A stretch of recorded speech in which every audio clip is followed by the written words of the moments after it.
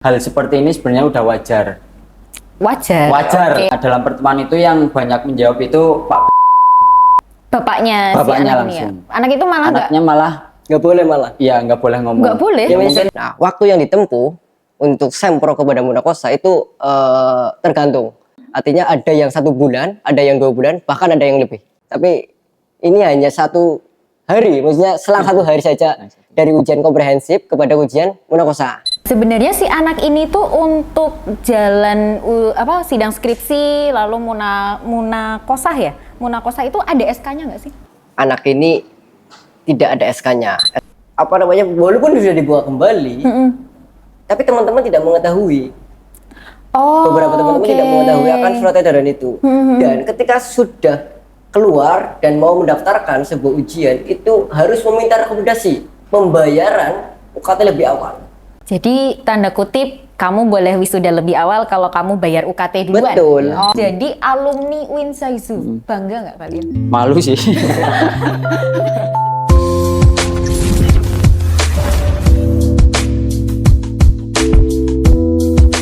Halo pembaca Serayu News. Kali ini di Curhat di Serayu News kami kedatangan 2 orang. Ini adalah mahasiswa, aliansi mahasiswa dari Winsaizu Purwokerto. Seperti yang kita ketahui belakangan ini sedang ramai nih soal karpet merah anak rektor untuk wisuda gitu ya. Boleh perkenalan dulu? Oke, perkenalkan nama saya Abrizil Gaus. Saya mahasiswa semester 9, Prodi Perbankan Syariah, Fakultas Ekonomi dan Bisnis Islam. Ya, saya biasa dipanggil Kiting ya. Dari Prodi Pengembangan Masyarakat Islam Fakultas Dakwah dan Komunikasi Winsaizu Purwokerto. Semester? Semester 7. Semester 7, oke. Nah, ini kan yang lagi rame ini soal ada teman kalian nih, salah satu yang wisudanya itu pakai jalur yang tidak biasa. Nah, sebelum masuk ke situ, aku pengen tanya dulu. Sebenarnya kalau di Winsaizu sendiri, dari proses skripsi sampai itu wisuda itu apa aja sih yang harus dilalui? Oke, sebenarnya apa saja yang memang menjadi tahapan penyelesaian kelulusannya? Yang pertama ada sidang sempro, seminar proposal, lalu ada komprehensif, dan ada munakosa. Nah, waktu yang ditempuh untuk sempro kepada munakosa itu tergantung. Jadi tidak dipatok, artinya ada yang 1 bulan, ada yang 2 bulan, bahkan ada yang lebih. Paling cepat? 1 bulan, itu 1 teman-teman bulan. ada. Nah, tetapi berbeda dengan si Teman kalian yang satu bukan, ini. bukan teman saya. Bukan. Oke, berbeda dengan yang satu ini. Betul. Jadi harusnya yang waktu ditempuh itu ya 1 bulan lebih lah. Tapi ini hanya 1 hari, maksudnya selang 1 hari saja dari ujian komprehensif kepada ujian munakosa. Dari 30 hari harusnya paling cepat, terus Betul. ini jadi 1 hari ya? Betul. Oke. Terus setelah itu, setelah apa tadi mudakosa? Munakosa Munakosa setelah itu? sudah pendaftaran wisuda. Itu ada yudisium, terus pendaftaran wisuda. Nah, sebenarnya apa sih yang menjadi ganjelan kalian kok ketika ada 1 orang ini terus kalian jadi kok nggak terima gitu? Sebenarnya yang menjadi janggal itu yang pertama adanya kenapa menjadikan anak ini itu lebih di-privilege-kan, istimewa. Oke. Ya kan, mendapatkan istimewa.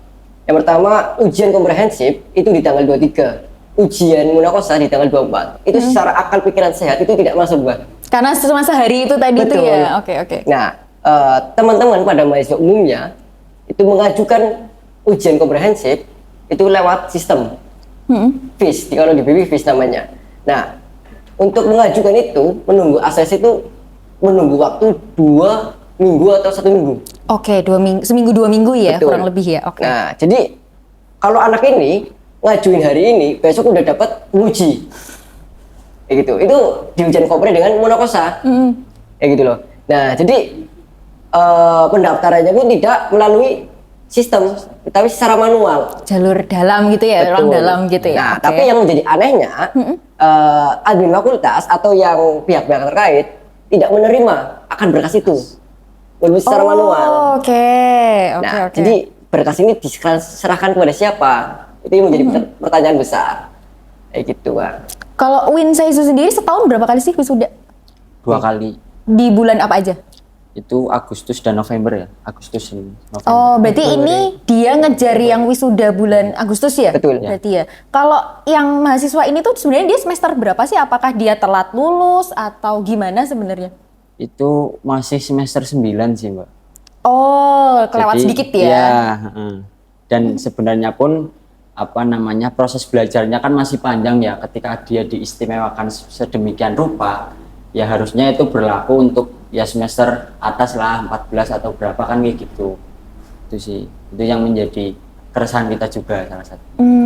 Oke. Mungkin pembaca Serayu News bisa diceritakan sebenarnya kronologinya dari awalnya kalian tahu kalau ada salah satu mahasiswa UIN SAIZU yang tanda kutip di jalur ekspres tuh awalnya sebenarnya gimana sih? Nah, kalau awalnya informasi yang kami dapat itu dari teman-teman kelasnya. Oke. Itu waktu keluar nama-nama calon wisudawan Oke. periode 61 berarti kalau nggak salah. Nah, itu ada nama Nah, tapi pada realitanya harusnya ini masih melakukan PPL. PPL itu apa? Boleh? Praktek pengalaman lapangan. Oke. Nah, seperti magang lah, seperti itu. Nah, harusnya masih melaksanakan PPL. Tapi kok namanya sudah ada di daftar wisudawan. Jadi harusnya dia masih magang tapi udah terdaftar jadi calon wisudawan. Oke. Itu yang menjadi janggal. Loh, Ki, ini ada. Nah, akhirnya rame lah di teman-teman kelasnya, di grup dan lain sebagainya, gitu kan. Ternyata dia itu nggak jadi PPL. Karena Ada satu kebijakan yang memang magang mandiri bisa dikonversikan kepada nilai PPL. Oke, itu hanya di fakultasnya dia atau di semua fakultas? Semua fakultas ada. Semua fakultas ada. Oke, terus? Nah, muncul kebijakan baru, tapi itu juga menjadi sangat tidak masuk akal. Dia harusnya masih melaksanakan PPL, tetapi tidak jadi PPL karena ada konferensi nilai. Konversi PPL. nilai itu ya. Nah, Oke. dia mengaku bahwa dia pernah magang di PT Oke. di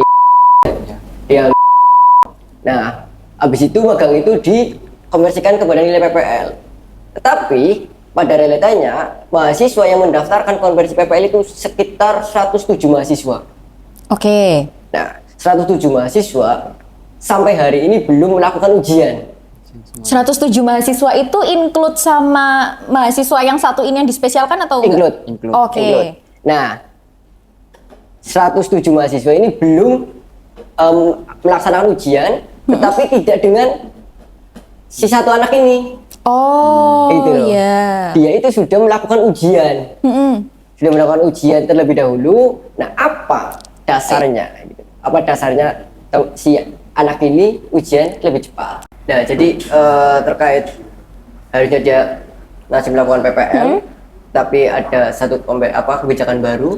Nah, dia harusnya mengikuti dong sama mahasiswa umumnya yang 107 mahasiswa ini belum melakukan ujian PPL. Karena memang secara timeline itu ujian PPL itu kalau nggak salah di tanggal 10 Juli. 10 Juli. Tetapi timeline itu diundur-undur terus dari pihak fakultas. Diundurnya itu gimana? Diundurnya misalkan ditanyakan sama teman-teman mahasiswa ini jadi ujian minggu ini tidak. Nah, ujian diundur karena ada alasan mungkin dosennya nggak ada dan lain sebagainya. Yang ngundur itu berarti dari kampusnya ya? Dari pihak kampus ya? Oke.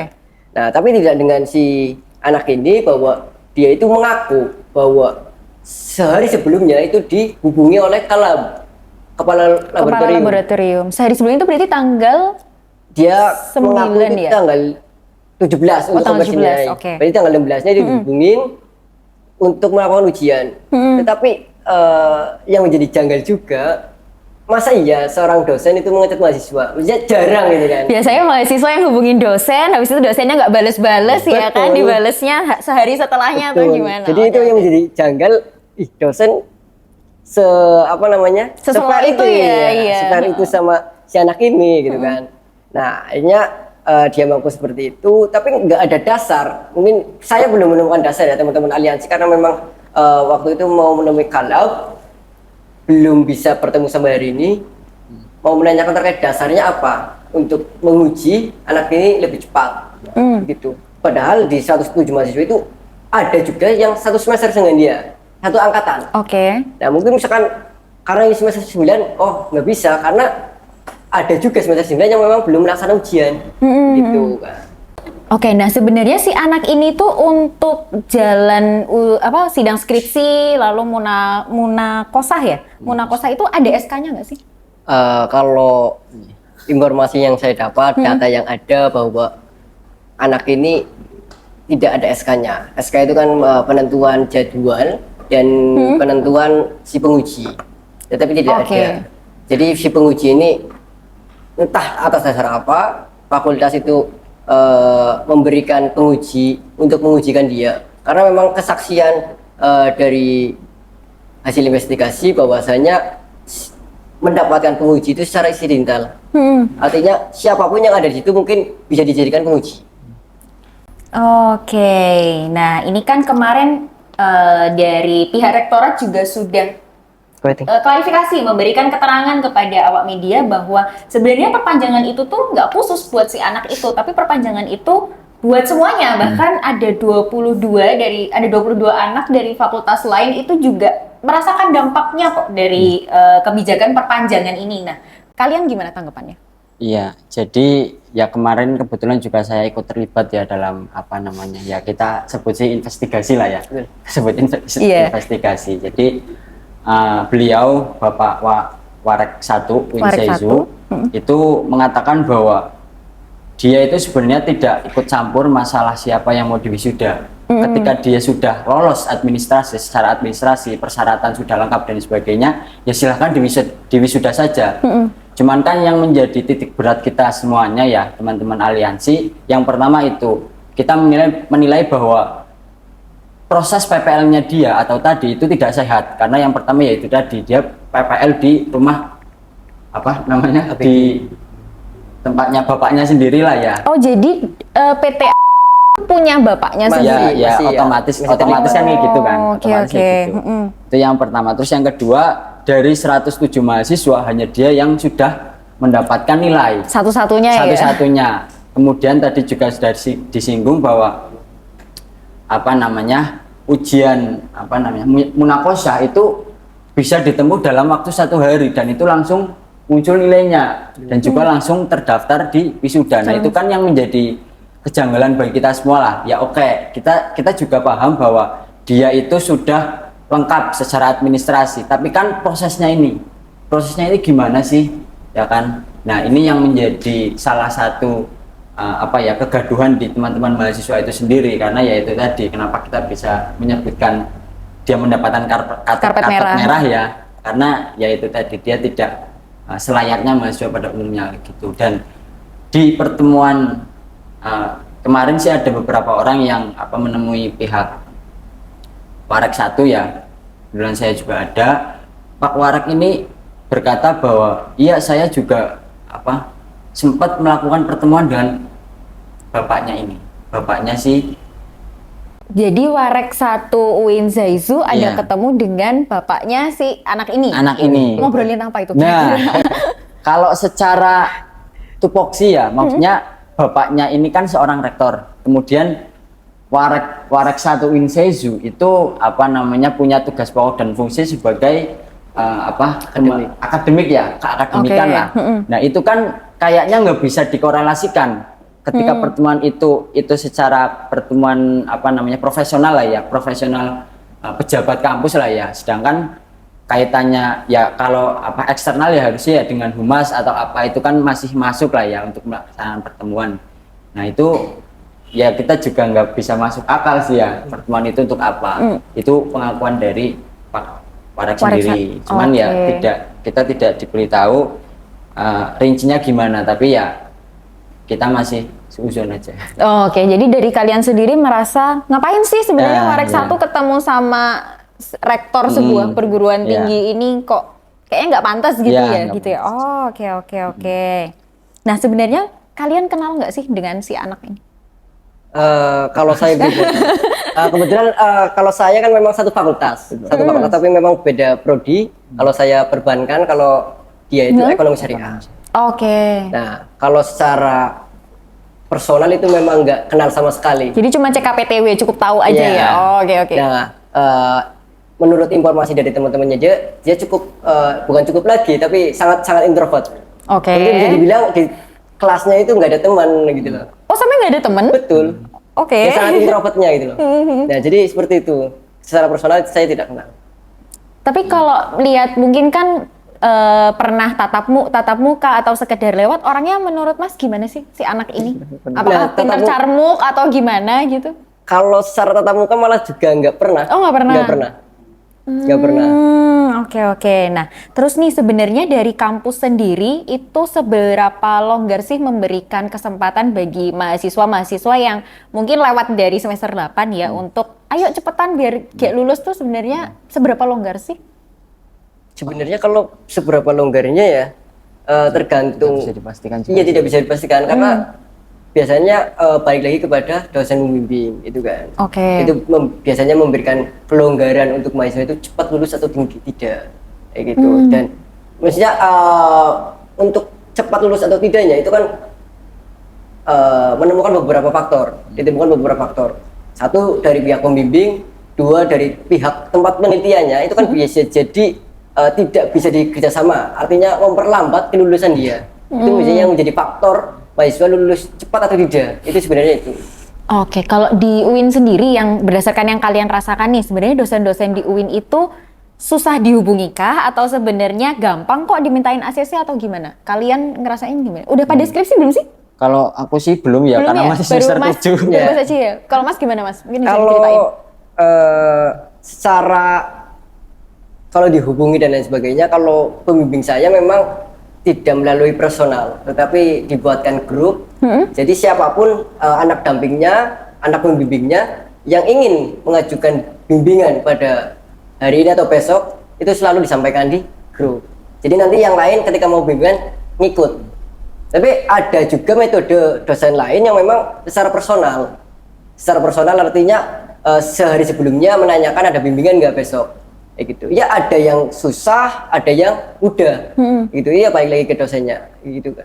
Oke, nah ini kan berarti si anak ini akan diwisuda tanggal 27. 27. Nah, ini kan pasti kasus ini kan lagi rame nih. Ya. Si anak ini pasti udah tahu dong kalau dia viral, dia diperbicarakan di media massa, belum lagi di media sosial mungkin dia juga kena bully. Nah, kalian sendiri tahu nggak respon si anak ini apakah cuek-cuek aja atau dia malah berubah menjadi ekstrovert berusaha untuk mencari teman atau gimana? Ya, itu sih dari hasil investigasi kita ya, karena kemarin dari beberapa tim kita itu juga bertemu dengan anaknya ini dan sekaligus dia membawa ayahnya kayak gitu. Nah Oke, bawa bapaknya ke kampus. Oke. Bawa guard lah. Ya itu tadi. Tapi dalam pertemuan itu yang banyak menjawab itu langsung. Bapaknya si anak ini ya. langsung. Anak itu malah Anaknya malah Nggak boleh malah. iya nggak boleh ngomong. Nggak boleh? Ya mungkin cukupnya aja. Iya, belum cukup umur untuk ngomong. Ya itu sebenarnya si ayahnya ini juga bodoh amat lah masalah dia mau wisuda atau apa, karena bagi ayahnya itu wisuda itu kan masalah seremonial saja. Yang penting buat dia ayahnya ya. Iya, buat ayahnya ya. Oke. Karena dia itu sudah terdaftar dan sudah mendapatkan SKL ya. Betul. Surat keterangan lulus. Surat keterangan lulus. Oke. Dan ketika itu bisa digunakan untuk mungkin jenjang selanjutnya bekerja dan lain sebagainya, itu kan udah bisa, nggak cuma nggak harus pakai ijazah harus gitu pakai ya. ijazah. Nah ini ya kita juga ya orang terima baik lah ini kayak gue lah. Oke. Orang di wisuda tapi wis ulih SKL kan ya pada baik sih kan. Sebenarnya aku nambahin pada pertemuan itu bahwa dari pihak anak ini dengan ayahnya itu sudah tahu berita ini mencuat. Udah tahu ya berarti ya. Sudah menjadi kegaduhan publik, tapi respon dari beliau yaitu bilang ke anak istrinya, ini transferan pahala buat keluarga kita. Transferan pahala. Ini udah Oke. qadarullah gitu. Ini udah kalau berbicara qadarullah udah nggak bisa bantah lagi gitu. Udah mentok kan. Ternyata transferan tidak hanya dalam bentuk rupiah ya, Betul. dalam bentuk Ya, lain. itu. Oke. Nah, terus kalau dari kalian nih mungkin teman-teman mahasiswa lain, sebenarnya kalian tuh pengennya gimana sih? Apakah kalian itu pengennya si anak ini batal lulus, biar nggak lulus aja lah, ikut tahun depan atau ikut selanjutnya? Atau sebenarnya kalian tuh pengennya gimana? Ya, kalau dari kami ya kemarin juga sempat beberapa kali mengadakan konsolidasi ya aliansi bahwa yang pertama jelas lah kita pengen mengusut siapa sih dalang di balik peristiwa ini semua. Itu karena kayak gini, menurut beberapa informasi dari beberapa dosen juga hal seperti ini sebenarnya udah wajar. Wajar. Oke. Ya, Wajar. mohon maaf ya, wajar. Tapi yang menjadi titik berat kita semuanya ya itu tadi, yang pertama pihak terkait itu anak rektor dan usia mahasiswanya itu masih tergolong muda lah ya. Usia si anak itu ya? Iya, karena Oke. ya masih semester 9 kan, masih panjang prosesnya. Nah, itu kenapa sudah diberikan keringanan secepat ini kayak gitu. Ya sebenarnya keringanan seperti itu kan udah ya banyak lah, khususnya untuk mahasiswa semester 13, 14, tapi ya itu kenapa dia baru semester 9 udah diberi, bahkan belum genap semester 9 ya, Masih karena ini semester masih liburan kan. Oh iya, Ya, berarti benar-benar. kan peralihan ke semester 9 kan. Ya itu tadi sih. Kita pengen tahu sebenarnya siapa sih yang bermain di sini. Oke, kalau di UIN itu ada ini nggak sih semester mentok? Maksudnya kalau udah semester sekian DO gitu ada nggak sih? Ada. Berapa semester berapa? Semester 14. 14. Berarti sebenarnya dia aku masih punya coba waktu. nambahin ini Kak, yang boleh. tadi bahwa target kita adalah kepada pihak pimpinan. Oh, berarti Khususnya. bukan kalian tidak memusuhi anaknya ya? Betul, Ya. tidak. Oh, oke. Maksudnya secara kedekatan pun saya tidak kenal ya dan lain sebagainya, tapi target teman-teman aliansi adalah kepada pimpinannya. Karena mau bagaimanapun ini adalah mahasiswanya Bapak, pimpinan tertinggi yang harus bertanggung jawab. Iya. Ya gitu. Pimpinan tertinggi harus bertanggung jawab dalam artian ya silakan untuk diselesaikan. Maksudnya kenapa bisa dibukanya jalan seperti ini? Ketika tidak dibukanya jalan, nggak mungkin akan kejadian seperti ini, kan begitu logikanya. Nah, jadi ketika teman-teman menginginkan untuk tidak adanya menjadi tidak lulus hari di bulan Agustus, Iya. itu adalah bonus bagi teman-teman. Oh, jadi malah goal utamanya bukan kalian pengennya bukan mahasiswa ini terus jadi nggak lulus, bukan ya? Tapi lebih ke pemimpinnya ya, Betul. bagaimana Ya, betul. responnya gitu ya? Karena berbicara seperti itu, kampus hari ini, pimpinan hari ini itu rasa-rasanya kehilangan integritas. Gimana tuh integritas yang Ya gimana tuh? maksudnya kalau seuzon kita ada dugaan bahwasannya transaksional. Oke. Maksudnya ada dua kemungkinan. Yang pertama bisa jadi dengan rektor UIN mempunyai kedekatan emosional.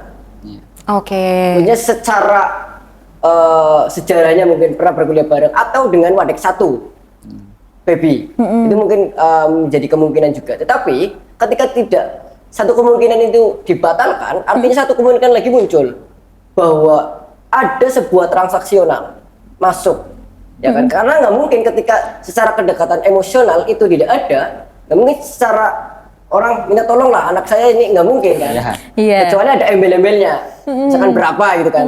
Kira-kira seperti itu. Oke, nah mungkin ini aku agak mundur lagi nih. Mungkin lebih, aku pengen tahu sebenarnya detailnya di bulan Juli itu sidang tuh harusnya tanggal berapa, terus pendaftaran tanggal berapa. Mungkin bisa disampaikan detail-detail sampai per tanggalnya gitu. Apa Nah, kalau sidang ya, pendaftaran ujian munakosa itu ditutup di tanggal 5 Juli. Ditutupnya 5 Juli. 5 Juli, ya. Oke. Nah, terus untuk pelaksanaan itu kira-kira di tanggal 12 Oke. Juli. Tetapi ya memang itu balik lagi bahwa apa yang sudah disampaikan oleh Warak 1 bahwasanya ada surat permohonan. Surat permohonan dari siapanya nggak tahu? Kalau yang pertama surat permohonan dari satu fakultas syariah yang mengajukan 22 orang, yang untuk pendaftaran timeline itu diundur, maksudnya diperpanjang. 22 orang ini berarti yang katanya dari rektorat UIN ini juga ikut terdampak perpanjangan ini ya? Iya. Betul. 22. Oke. Tapi secara 22 orang ini menurut informasi yang saya dapat bahwasanya itu tidak secara publik. Maksudnya gimana tuh? Bisa dikatakan sembunyi-sembunyi. Ya. Oh, oke. Mengajukannya secara sembunyi-sembunyi karena memang itu kan 22 orang itu berbagai latar belakang, dalam artian berbagai latar belakang semesternya. Oke, ya. Begitu. Jadi sembunyi-sembunyi tidak secara publik. Itu yang pertama. Yang kedua, Warik 1 dengan Warik 1 secara jawaban itu udah bertolak belakang.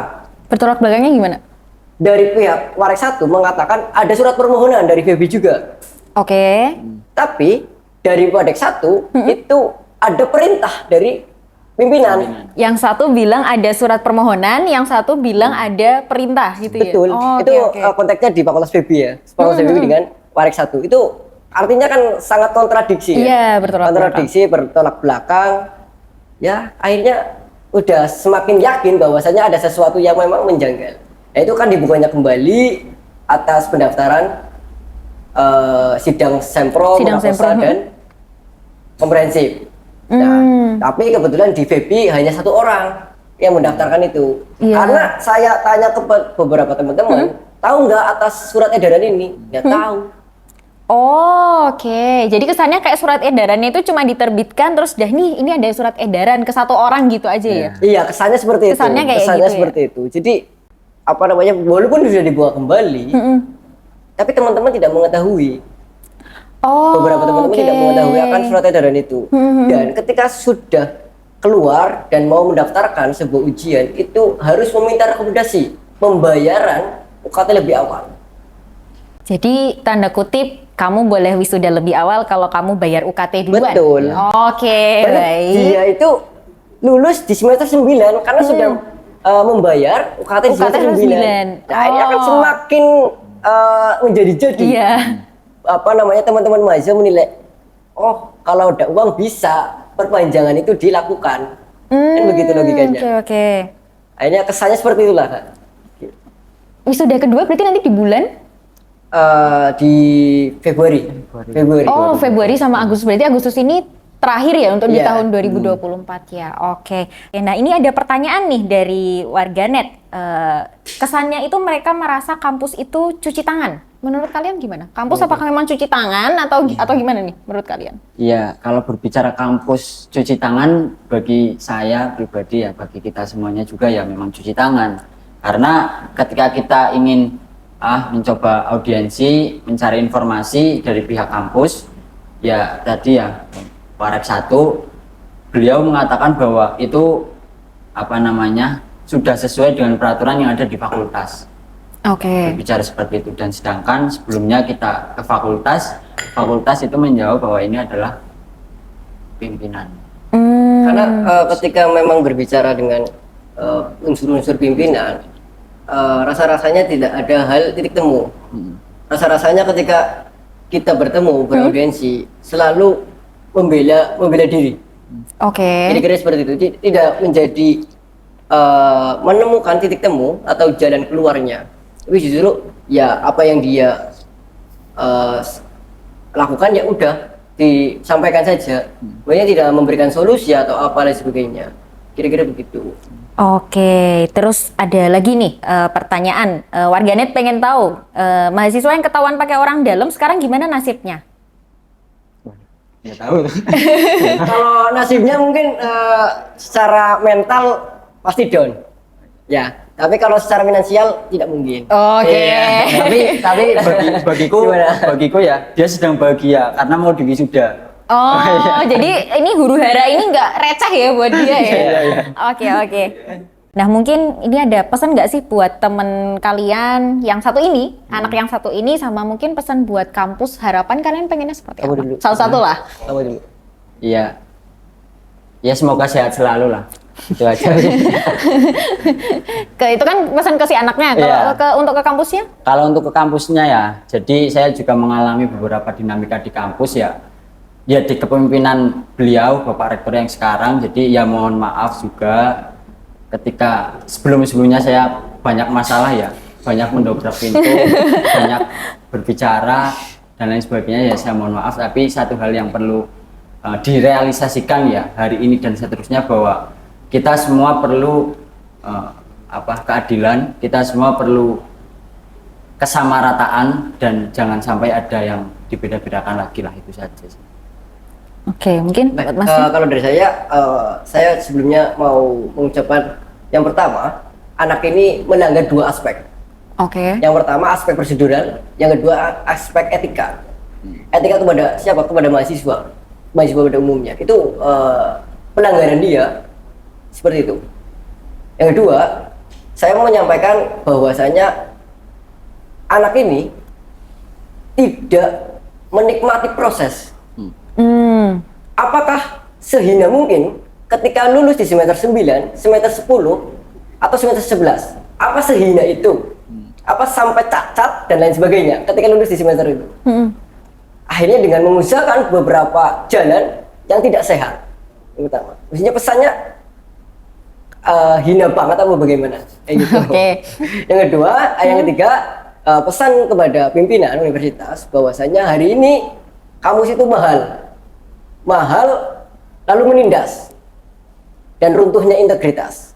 Artinya pesan buat pimpinan bahwasanya perkuatlah integritas sebagai pimpinan dan berikanlah kebebasan berpendapat kepada mahasiswa. Selama ini nggak bebas kah kalian berpendapat? Nah, kalau berbicara kebebasan berpendapat, kemarin juga kita sudah melakukan aksi. Beberapa Oke. tuntutan yang memang kita layangkan, tetapi sebelum adanya aksi, banyak sekali penjagalan. Penjagalannya gimana? Penjagalannya ya bagaimana caranya aksi itu dibatalkan. Oh, Banyak oke, intervensi sih. Banyak intervensi. Itu kan datang dari pimpinan. Langsung. Begitu. Jadi rasa-rasanya di kampus ini yang sebagai laboratorium pemikiran kebebasan itu akan dirampas. Ya gitu. Oleh satu orang, mungkin oleh beberapa orang dengan kroni-kroninya ya, merampas kebebasan berpendapat untuk menggagalkan sebuah aksi. Tetapi ketika mahasiswa dijegal malah menjadi-jadi, Oke. malah menjadi memberontak kan. Sebenarnya kan kami itu waktu itu hanya ingin menyampaikan sebuah aspirasi, Oke. sebuah tuntutan, tidak anarkis, tidak rusuh dan lain sebagainya. Tetapi kok rasa-rasanya seperti ini dijegalnya gitu loh. Jadi nggak bisa berkata-kata sebenarnya. Kamu hari ini sudah tertindas dan kehilangan integritas. Jadi pengennya tetap kebebasan berpendapat tetap ditampung gitu ya Betul. sama pihak kampus. Nah, di samping huru-hara ini nih, mulai dari ada karpet merah wisuda, terus tadi juga bahkan dari akademis yang bekerja di UIN merasa bahwa kayak gini tuh sebenarnya tanda kutip wajar. Nah, tapi kan kalian yang akan jadi alumni UIN SAISU, bangga nggak kalian? Malu sih. 4 tahun loh, kan nggak bukan waktu yang sebentar gitu. Gimana coba? Ya kalau dari saya sebenarnya kalau berbicara bangga, entah ya nanti maksudnya karena Urusan tujuan diri, ya. saya kuliah bukan memamerkan saya lulus dari mana. Lulus dari mana. Jadi mungkin bangga tidak, malu tidak, tapi akan disembunyikan, akan latar belakang saya. Kira-kira Oh, seperti nggak akan itu. dibilang ya, lulusan dari mana? Iya, Oke, kan kamu semua kertas aja gitu kira-kira. Tidaknya Oke, ya terima kasih Oh, iya. Mas sudah Oke, hadir di terima kasih. curhat di Serayu News. Begitu pembaca Serayu News, ini tadi adalah suara hati dari teman-teman mahasiswa UIN SAISU Purwokerto yang kebetulan hari ini sedang diterpa isu karpet merah anak rektor untuk wisuda. Nantikan episode-episode Curhat News selanjutnya di Curhat di Serayu News. Selamat siang.